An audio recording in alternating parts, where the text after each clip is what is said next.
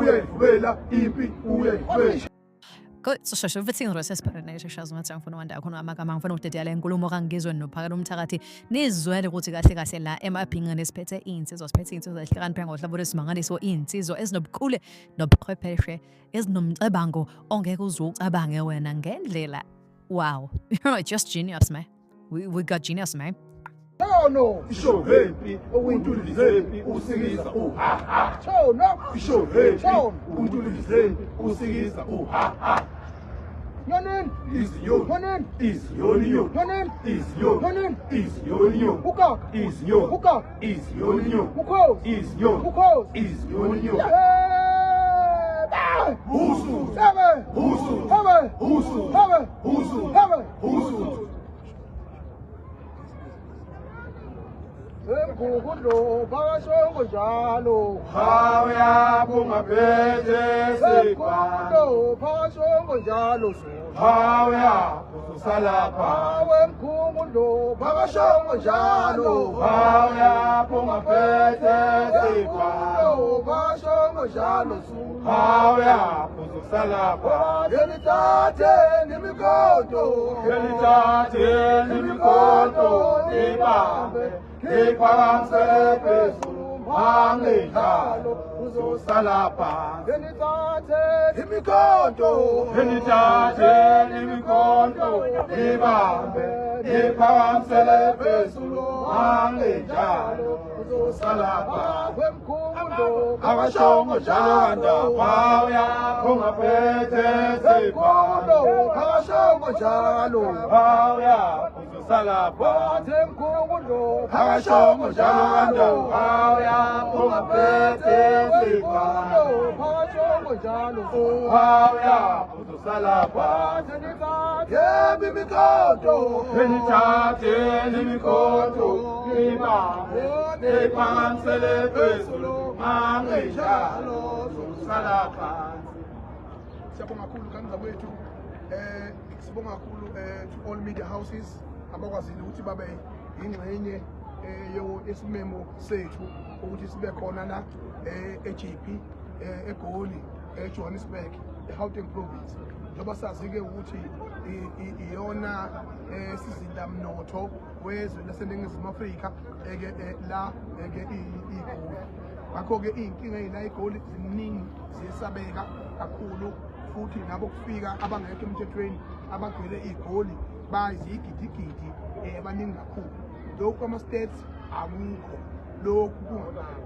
Ngakho ke nganza kwethu sizodedela nomfowethu uphakela umthakathi umfowandabandaba sikwazi ukwendlala ukusukela osukwini lakusasa njoba kwanqunywa umhla ka-30 June 2026 ukuthi sicela ukuthi abokufika babe bengasekho eNingizimu Afrika baphume baphela bonke ukufika abangenawo amaphepha njengoba kuyatholakala ukuthi iningi labo vele abanawo amaphepha aqondileyo nabathi aqondile bawagwazele banama-home affairs endlini zabo mayiverifywa awasabeli home affairs abantu labo kufuze ngabe bagcwele amajele. Ngicela ukuthethela umfowandabandaba endlala inkulumo injoba injalo bese nami ngiyanezazela lapha nalapha ngamza kwethu sibonga kakhulu ukuyihlupha kwenu ngathi singelutho singabantu nje baseNingizimu Afrika abakhathalele izindlu. Ndaba ezitsha amaqingwane ngiyathokoza kakhulu mfowethu ngicela ukubingelela kakhulu kwabe indaba bamahlelo ehlukene bonke abathatha ithuba labo basondela kulokhu kucela kwethu kwanamhlanje. Ngibingelele ngenkulu inhlonipho kumfowethu umfazi odwele umfo wamakhanya ngibingelele kumfowethu uNtombela eduze kwami ngibingelele kumfowethu uDlakadla ngalesandleni sami sokudla sibingelele zonke insizwa ezikhona siyayibona insizwa nazo zikhona emva kwabe indaba nomnewethu lapha ukhona ubaba uNkosi siyathokoza kakhulu ke cha ingane zakwethu lo msebenzi masuqala sawuqala ngokuthula sawuqhuba ngokuthula umkhizo usuyezwela ejazini kulapho kufanele uzwele kubo uzwela nje siqhubeka senza ngokuthula uma ngabe ke lapha kwaZulu kwenziwa izinto ke sifuna nokufundisa nabo bonke abantu ke ngendlela yethu thina esilamula ngayo izimpi nangendlela esenza ngayo izinto ngokuthula kuze kufunde nezinye izinhlanga. Thina siyakwazi ukuhlala phansi kufe umuntu, sihlale phansi kukhulunywe kulungiswe leyo nto kwedlule efile umuntu engekho. Manje ke siyakwazi futhi ukuthi uma sifuna ukuzwakala sikwenze nje ngenhlonipho, sikwenze awuthi mawufuna ukukhuluma nobaba wakho kukhona into ongajabule ngayo. Uhulumeni ufana nobaba wethu. Awukwazi ukuthi uma uyokhuluma nobaba wakho kukhona into ongajabule ngayo bese ungena nezivalo endlini, bese ukhuluma umile, bese ukhuluma ulwa ungasahloniphi. Sifuna ukufundisa uhulumeni ukuthi sonke lesisikhathi sithule, besinikeza yena ithuba nje, hayi ukuthi besingazi, besinika yena ithuba ukuthi wendoda besilokhu sisho. Abanye baze bayeka ngisho ukuvota amacingwane, bayeka ngisho ukuvota abantu ngoba bethi bazama ukumkhombisa uhulumeni ukuthi wehulumeni lento ayenzayo kithi ayilungile. Manje ke sithi kulokhu ake simkhombisa uhulumeni ngokuthi sihlangane singamapolitiki ahlukene, siqhamuke inhlanganweni ezehlukene, sihlangane simkhombisa ichabo. Siyaqonda phela ukuthi masuke siyovotela umuntu eyovotela iqembu lakhe, usuke nje votela iqembu lakhe, kodwa ekugcineni singabantu base South Africa. Lokhu nje sikwenzayo akuqondene ngqo nabantu bokufika, kuqondene nohulumeni. Sikhuthaza yena ukuthi wehulumeni nanka ama-drugs kulela dolobha, wehulumeni nakho kwenziwa ama-IDs angekho emthethweni lapha, wehulumeni nakho kwenza ubugebengu lapha. Lento iyingozi ezweni, iyingozi nasey'nganeni zethu. Ngakho-ke yonke lento esiyenzile kuze kufika namhlanje siyenze ngokuthula. Namhlanje-ke njengoba sila sizothi ake sibalayeni ngoba kukhona phakathi kwazi ikhulu kahulumeni eyifisa ngathi ngabe kusuka udlame. Yingakho umuzwa omunye umholi ethi hayi abadocument ufuna kusuka udlame ngoba uyazi ukuthi kuzothukuthela. Yingakho uzwa ukuthi ethi nawe awuseyena wase South Africa ngoba nawe awunayo into ekufakazelayo ukuthi ungase South Africa. Ubulimo obungakanani lokho ukuthi ungafika ube umholi ube in leadership in the National Assembly for more than 30 years and then uvuke kusasa uthi wena hayi kufanele kuhlalwe phansi. Yini efuna ukuhlalelwa phansi? Uma kuthiwa silandele umthetho, imuphi lo mthetho kufanele siwulandele? The same umthetho o-compromise amaphoyisa ethu, the same umthetho abuse amaphoyisa ethu.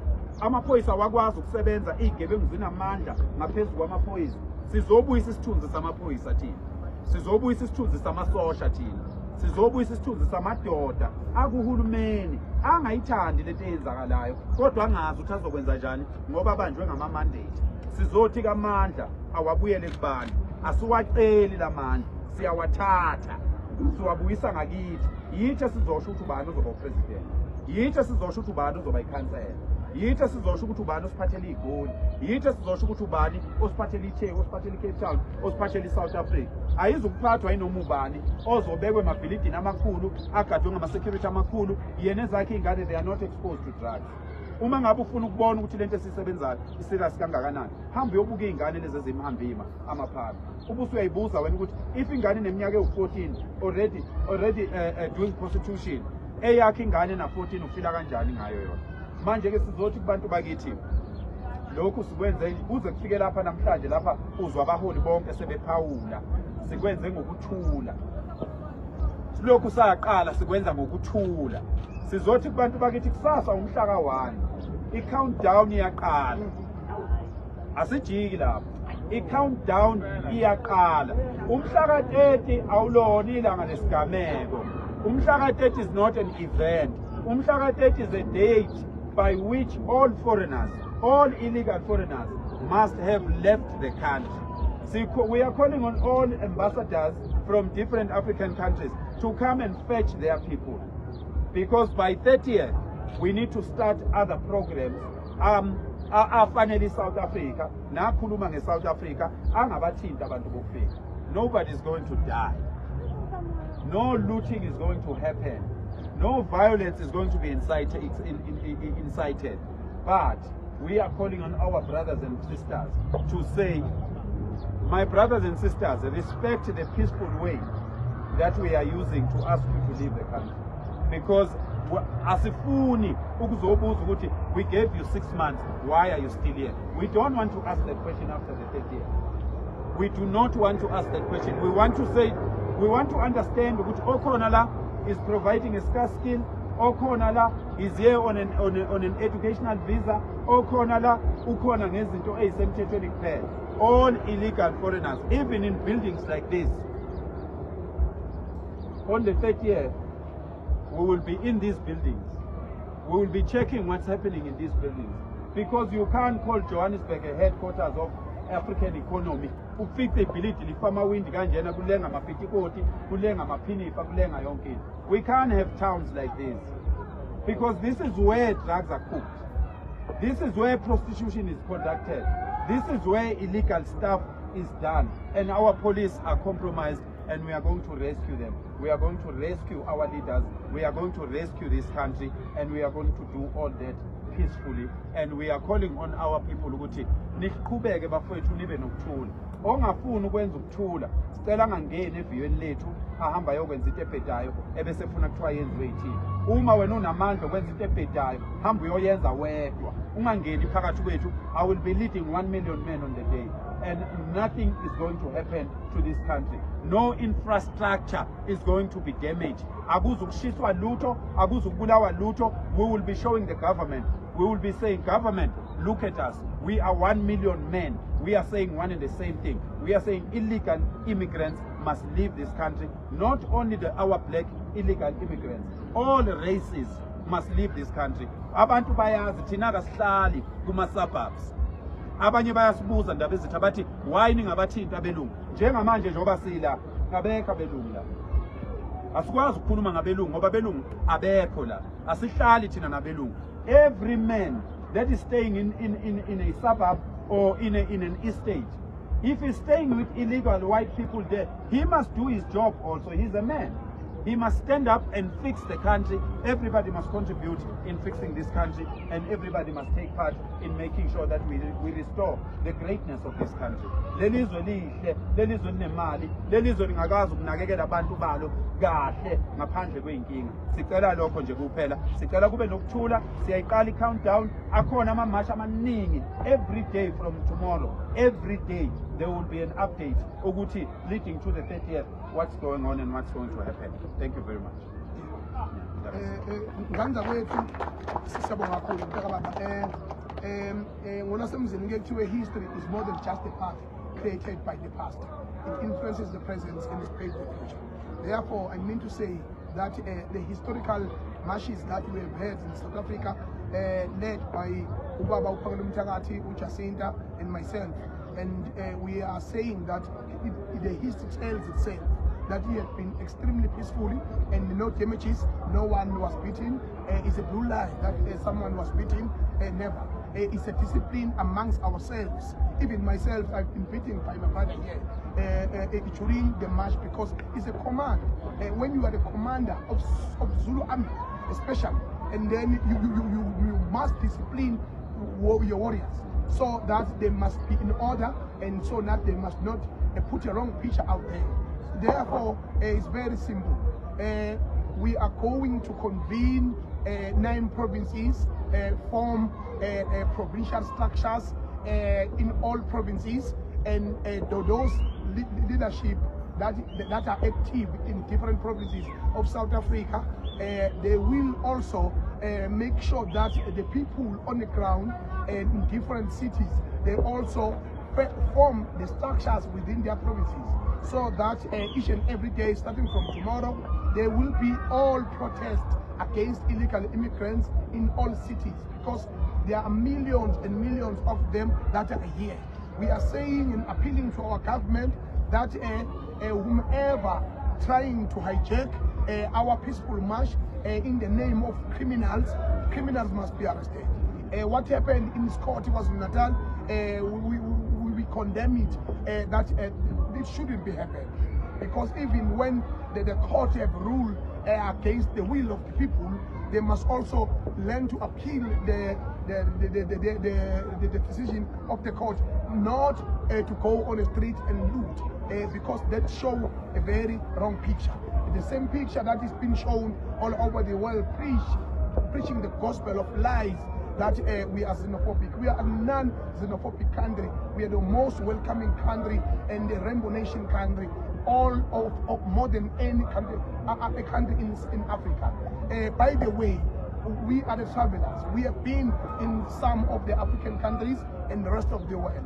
If you go to Zimbabwe, if you go to Malawi, more than each and every 5 minutes, 5 kilometers, 5 minutes, there are stops and go, there are roadblocks with police and everywhere, every corner.